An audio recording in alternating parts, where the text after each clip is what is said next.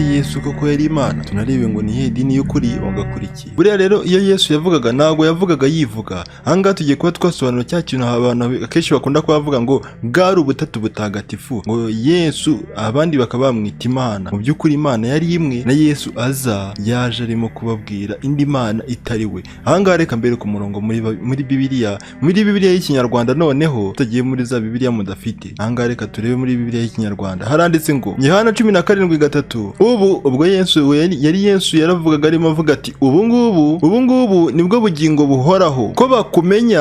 Aho ngaho rero Yesu yaravugaga, ntabwo yivugaga avuga ngo ko bamenya, yaravugaga ngo uko bakumenya, ko bakumenya ko ari we Mana yonyine y'ukuri. Aha ngaha Yesu yarababwiraga arimo ababwira ati ko bakumenya ko ari we Mana yonyine y'ukuri. Ntabwo yigeze avuga ngo ni Imana, ngo twebwe ngo ko yakumenya nk'indi Mana yaba yaranyohereje aha ngaha. Oya, yaravuga ati ko bakumenya ko ari we Mana imwe yonyine y'ukuri. Niyigeze yivuga ngo ko ari njyewe. Mureke duhereze agaciro Bible cyangwa se Bibiriya, bakanamenya n'uwo watumye ari we Yesu Kristo. Ibyo byanditse muri Bibiriya. Aho ngaho ntabwo turimo kongera, twavuze ngo ntabwo twongeramo, ahubwo twebwe turasoma ibyanditswe, namwe mutega amatwi nk'abantu. Ubwo rero abamwita Imana ntabwo tuzi ngo babikura he, cyangwa se niyo byaba byananditswe kugira ngo abashe kuba yavuga ngo njye Mana. Aha ngaha rero twebwe dusoma ibitabo tugakurikiza ibyanditse. Kuba wakurikira ibintu uri mu kinyoma wibwira ngo ni amayobera matagatifu, wakurikiye se ukuri kugaragara, apana gukurikira ibitagaragara. Reka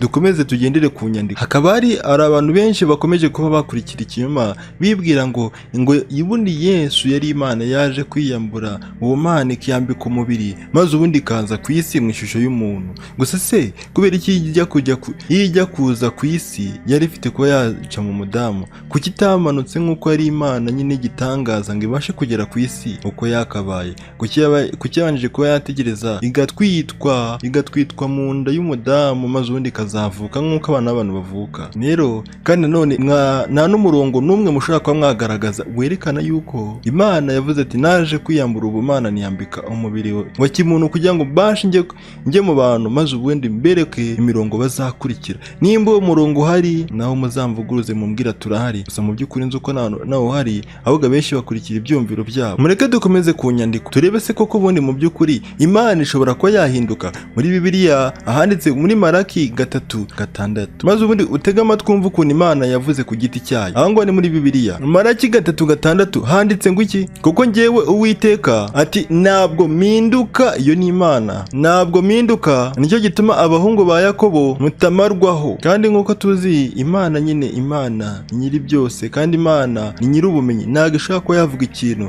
maze ubundi ngo ejo izivuguruza. Undi murongo uragira uti Yesaya 42:8 haranditse ati ndi Uwiteka, niryo zina ryanjye, icyubahiro cyanjye sinzagiha undi. Ibyo ngibyo ujya kubisoma muri Bibiriya biranditse.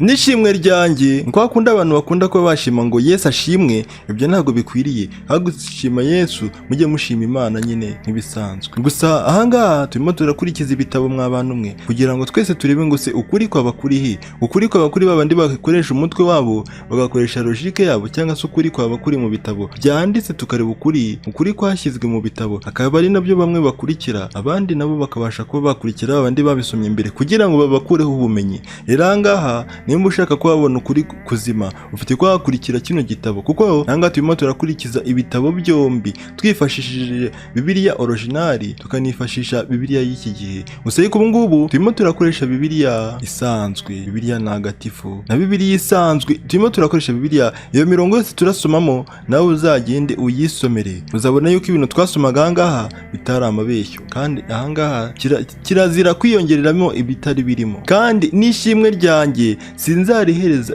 ibishushanyo bibajwe. Aho ngaho niko handitse. Mureke tubaze Yesu, kandi tubaze Yesu dukoresheje Bibiriya. Ase Yesu we waba uri umuntu? Tega amatwi ahangaha wumva ukuntu handitse muri Yohana 8:40. Yesu akavuga ati none ariko murashaka kunyica kandi ndi umuntu ubabwira iby'ukuri, utega amatwi neza ibyo numvise ku Mana. Ibyo ngibyo ni ibyanditswe muri Bibiriya, ntabwo ari byo twiri kwiyongereramo. Twongere tubaze Yesu. Ase Yesu we ibyo waba ukora byose waba ubyikoresha, cyangwa se niwe burya y'Imana bavuga? Reka dutege amatwi twumve Yesu we yabavuga iki. Tujyanga twongere dusome muri Bibiriya Yohana 5:30 ibihamya Yesu ati ati ntacyo mbashe gukora ubwanjye, ahubwo uko numvise nanjye niko nca amateka, kandi ayo nca ni ay'ukuri, kuko nakurikiza ibyo nkunda ubwanjye. Uwo ni Yesu wavugaga, ahubwo nkurikiza ibyo yantumye ikunda. Ahangaha ikibazo cyacu kiracyagira iti ase Yesu koko yaba ari Imana y'ukuri,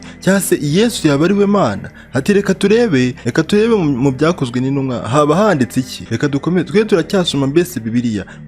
Muri Bibiriya ibyakozwe n'intumwa haranditse ngo hari umugabo, ibyakozwe n'intumwa 7:54, wumve ngo babyumve batyo, maze ubundi bagira umujinya mwinshi bamuhekenyera amenyo. Ariko Stefano yuzuye umwuka wera, ubwo iki gihe namwe mwese murabizi umwuka wera iyo wakuzuye ni handi utangira kuba wanahanura ukareba ibintu by'ibitangaza. Aho ni mu byakozwe n'intumwa. Uwo ni Stefano. Icyo gihe rero yari agiye kuba yabona igitangaza, abari aho ngo bose bakumirwa. Maze ubundi Stefano rero umwuka wera umaze kumugeramo arararama, areba mu kirere, abona ubwiza bw'Imana, abona na Yesu yaje kuza kubona Imana. Maze ubundi ku ruhande rwayo ahabona na Yesu ahagaze iburyo bw'Imana. Urumva ko uwo mugabo yaje kuza kureba mu kirere, ubwo umwuka wari umaze kuba wamujyamo, areba mu kirere, maze ubundi atangira kuba yahanura anareba ibyo arimo kwerekwa kugira ngo abwire abantu bari ku isi. Aravuga ati ndimo ndabona Yesu, nkamubona ahagaze iburyo bw'Imana. Ntabwo yigize avuga ngo nabonye Yesu nk'Imana yicaye mu ntebe ye, hoya, yaravuze ati nabonye Yesu. Mwumva ko ari ibintu bibiri, Yesu ahagaze iburyo bw'Imana. Aravuga ati dore mbonye ijuru rikingutse n'umwana w'umuntu. Ntabwo yavuze ngo n'umwana w'Imana, n'umwana w'umuntu biranditse ahagaze iburyo bw'Imana. Ubutatu butagatifu reka tube tubushyize ku ruhande, maze ubundi turebe by'ukuri se koko haba hariho Imana imwe gusa. Reka tubaze Bibiriya, dusome Bibiriya niyo turimo gukurikiza, maze ubundi turebe ibyanditse by'ukuri se byaba ari ibiye. Ahangaha reka turebe inyandiko rero. Timoteyo wa mbere 2:3. Ahangaha tugiye muri Timoteyo, nawe ufate Bibiriya yawe maze ubundi uzahasome. Ahangaha tugiye kuba twareba se koko Yesu yari intumwa, ese koko ubundi Yesu yakoreraga Imana imwe gusa, ese mu by'ukuri haba ari Imana imwe yonyine? Ahangaha tugiye kuba twasoma muri Bibiriya, maze ubundi mutega amatwi ibyanditse nibyo tugiye gusoma, nta na kimwe twiyongereyemo. Timoteyo 2 umurongo waho wa 3 kugeza ku wa 5. Inyandiko iratubwira iti, Timoteyo wa mbere 2:3, ibyo nibyo byiza, tega amatwi, byemerwa imbere y'Imana umukiza wacu.